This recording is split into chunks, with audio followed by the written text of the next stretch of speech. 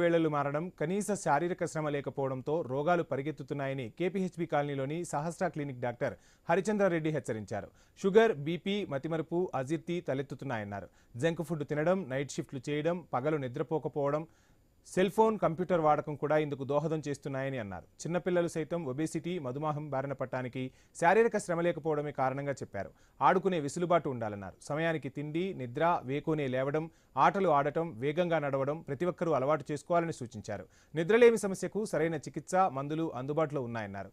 మంచి general physician, neuro సైకియాట్రిస్టుల సాయంతో రోగులు చికిత్స పొందవచ్చునని తెలిపారు.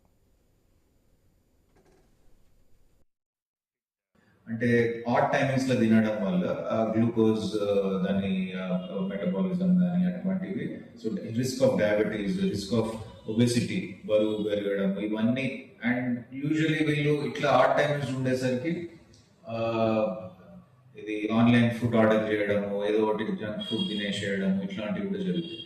So my advice to everybody, every young professional out there is try to maintain. అంటే మీ ప్రొఫెషనల్ నీడ్స్ ని మీరు ఫుల్ఫిల్ చేయాలి ఆఫ్ కోర్స్, కానీ యాజ్ మచ్ యాజ్ పాసిబుల్ రోజు ఒకటే బెడ్ టైం మెయింటైన్ చేసే ప్రయత్నం చేయండి. డిన్నర్ కి బెడ్ టైం కి కనీసం ఒక గంటన్నర గ్యాప్ ఉండేటట్టు చూసుకోండి. అండ్ కంప్లీట్ గా స్క్రీన్ టైం, పనుకునే ముందు స్క్రీన్ టైం అవాయిడ్ చేయండి. బికాస్ ఫోన్, ల్యాప్టాప్ అనేది పార్ట్ ఆఫ్ అవర్ లైఫ్ అయిపోయింది. At least 30 minutes before bed time just close your eyes, relax అంటే నిద్ర వచ్చే వరకు న్యూస్ పేపర్ కానీ, మ్యాగజైన్ కానీ, బుక్ కానీ అట్లాంటివి ఏమైనా చదివే ప్రయత్నం చేయండి, ఒకవేళ if you want to read something.